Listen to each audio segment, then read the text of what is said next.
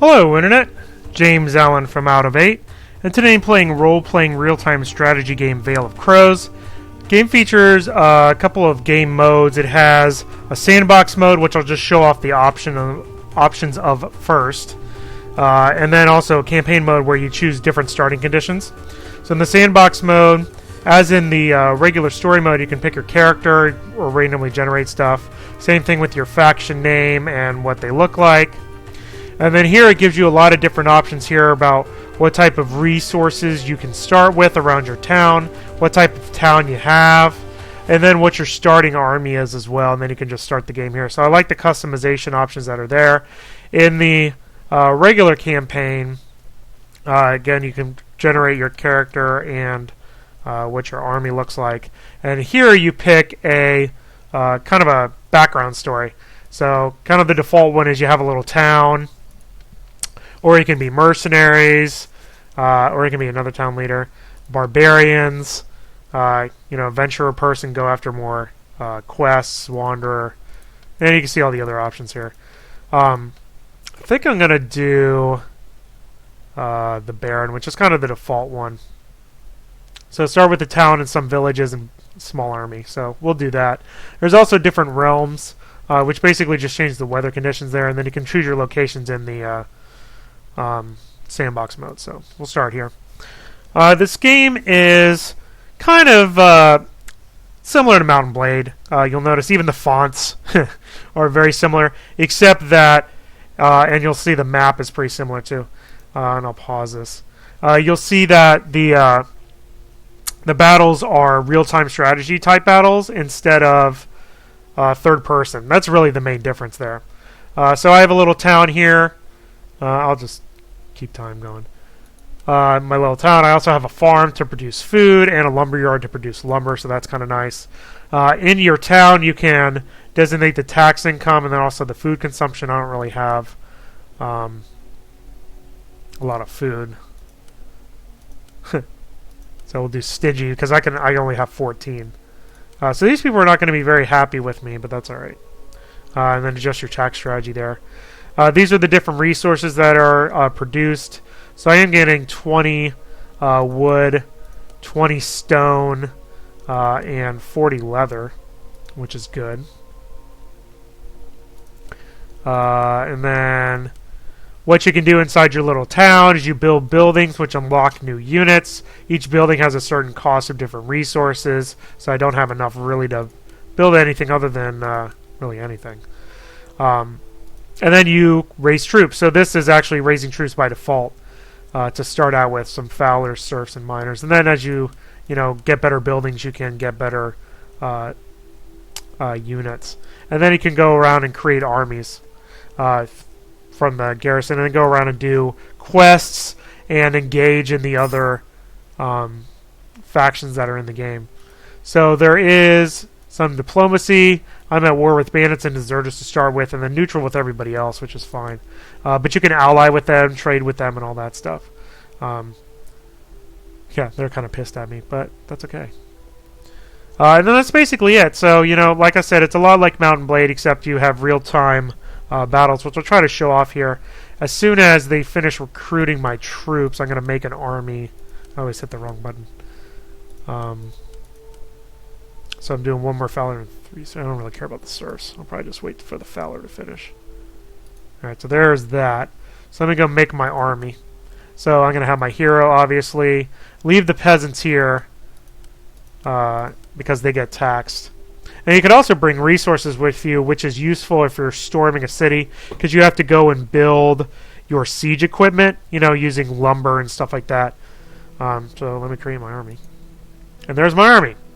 So you can see him in the little armies thing. And then you can kind of go around and try to do quests. I'm going to go to this neutral quarry, and we'll see if we can get anything. The game takes place in real time, although you can accelerate time. I could storm the village if I wanted to. I actually have enough people where I could actually probably take it pretty easily, to be honest, because they only have 12. So see if they have any quests for us. They do. Let's rescue prisoners. We'll take the easy ones. And we'll actually take both of these. I don't need to bring resources yet, though. Alright, so we got 2 quests. Rescue prisoners. and assassinate a target, which is kind of the same sort of deal. So we need to go to that ranch or that mine, which is up there. So we'll do the ranch first because it's closer. So let me take my patrol, and we'll go here. Accelerate time. And we'll show off some of the battles. And this is a way you can make some early money. So, audience. We were told to seek our assistance. Okay. So bandits have been revealed, so we'll leave. And they just spawn near you. So we're going to go try to cap them, although I don't know. I'm going to be getting them all over the place here. They might outrun us. We're going to run halfway across the map. Maybe eventually we'll pin them, but maybe not. Against the ocean or something. No, this is going well so far. Oh, they're coming back. Hey, we finally got them. So we're just going to attack them. Now you can auto-resolve your attacks, or you can play them out. And I'll play them out because...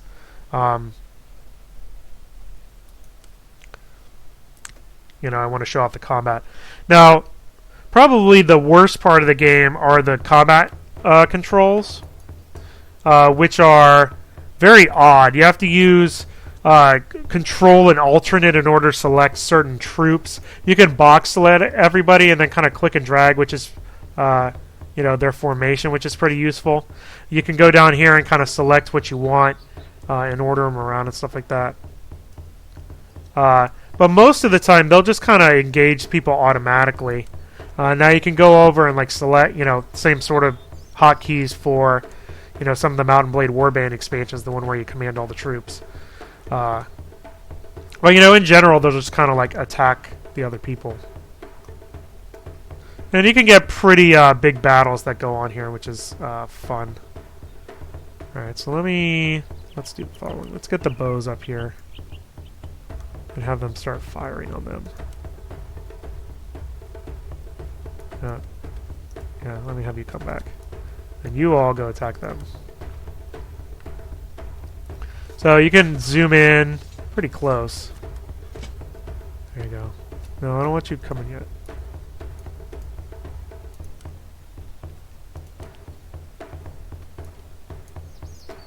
You can, unlike the other one, you can't really change the game speed, so you have to be kind of fast about, no, stop firing. So you can get friendly units that'll get killed by your arrows, which is annoying. Like I said, most of these battles are pretty big messes of, you know, nonsense, so you don't really have a huge amount of control over it after things start, you know, happening. We're chasing him, I guess. No, he's over here. There's a little archer guy. He's gonna die. And that's basically that. So we won that. We're gonna get some gold, which is why you kind of do these missions. You can also get prisoners that you can sell off. We lost 5 militia.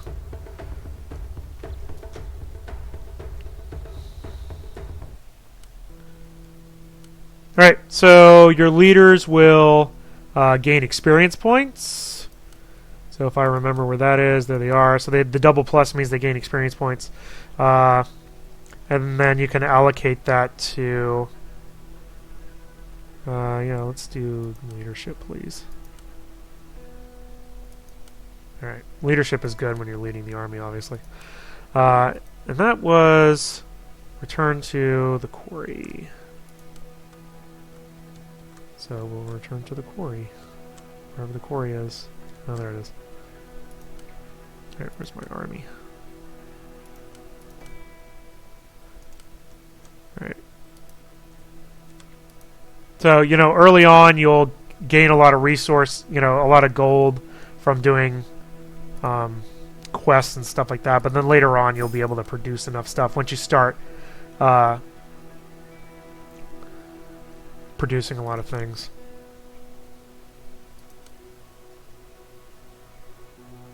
Yeah, my farm is not so great. Now, can I recruit more people?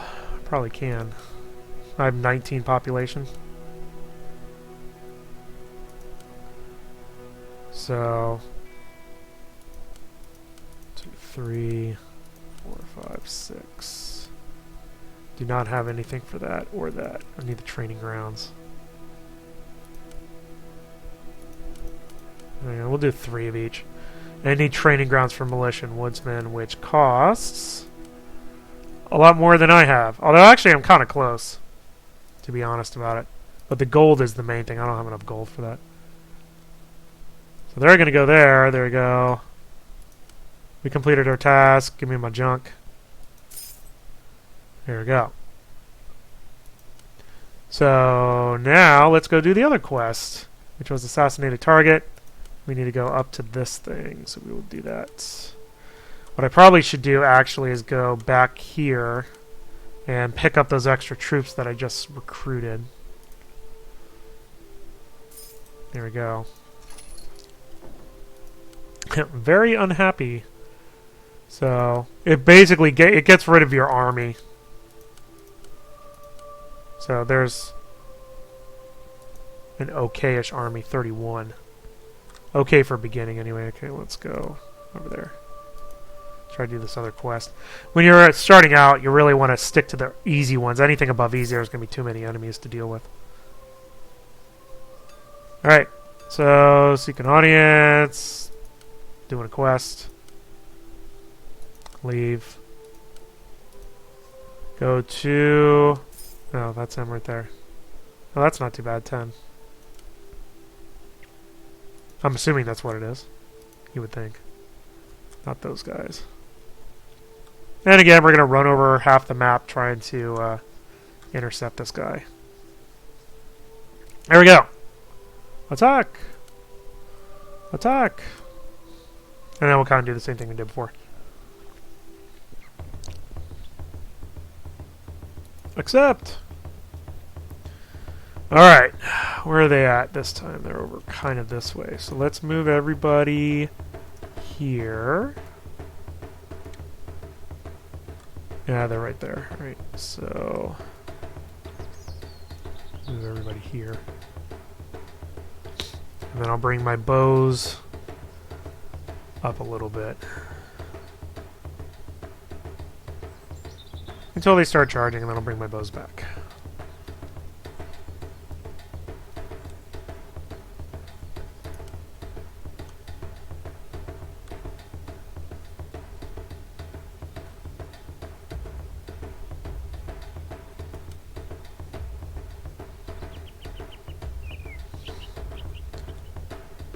There they go, they're firing away.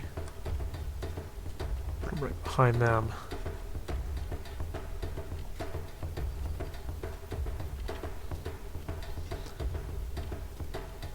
I don't even know if they're actually doing anything. No, yeah, they're okay, there we go. Alright, go away. Yeah, go attack everybody.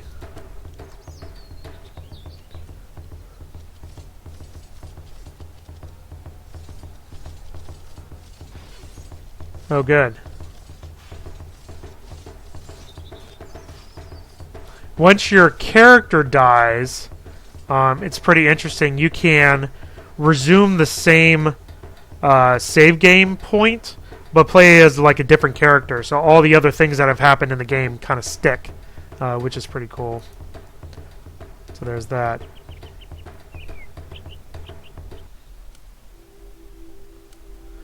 Alright, so we need to go back to the quarry, which is that one. So go back to the quarry, please.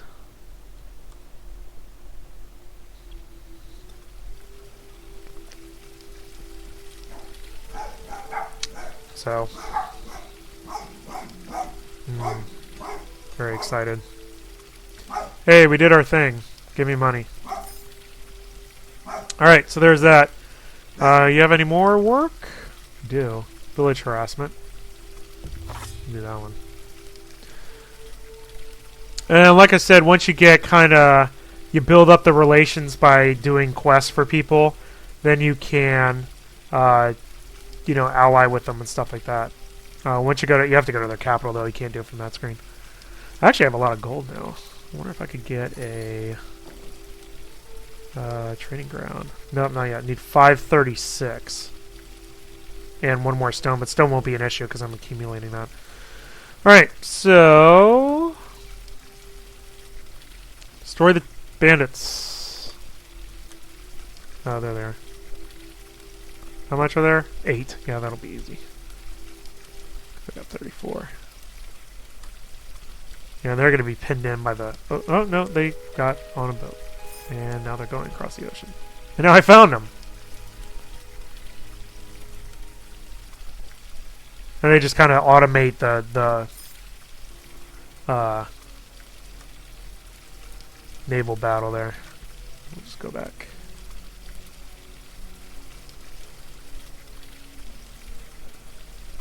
You can see it's kind of cool, like little living world. Where... So who's this Schulten? What am I up to now with him? It's like crazy order. I'm up to 7, yay. But it's cool, like living world, because all the other factions are kind of doing their own thing while you're playing.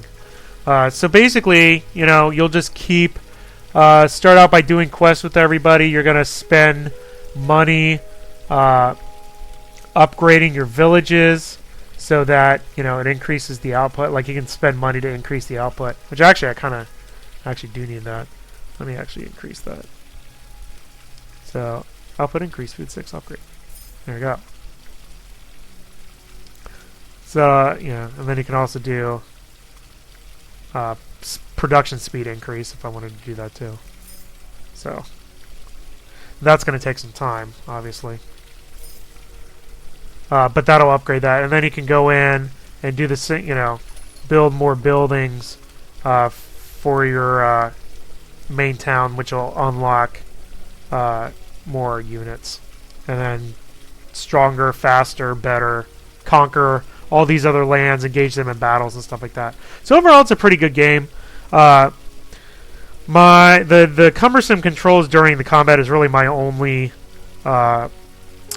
issue with it. The battles are also very quick, especially when you have a small number of forces involved. So you don't feel like you have a whole lot of control over what's going on in that part of the game. But other than that, it's pretty good. I like managing the towns, choosing which resources to get, doing the quests. A lot of them are just attack this thing or give us resources, but it's still kind of fun going around the map and engaging enemies. Other than the interface, the battles, you know, and not having a lot to do, the battles are okay. You can also automate your towns when you get a really big faction going. There is some waiting initially for the resources and your peasants to grow in population, but as you unlock better and more units, the really large battles later on in the game get pretty entertaining to look at and partially take part in. And I also like how it gives you kind of scripted beginnings and also options for a more sandbox mode.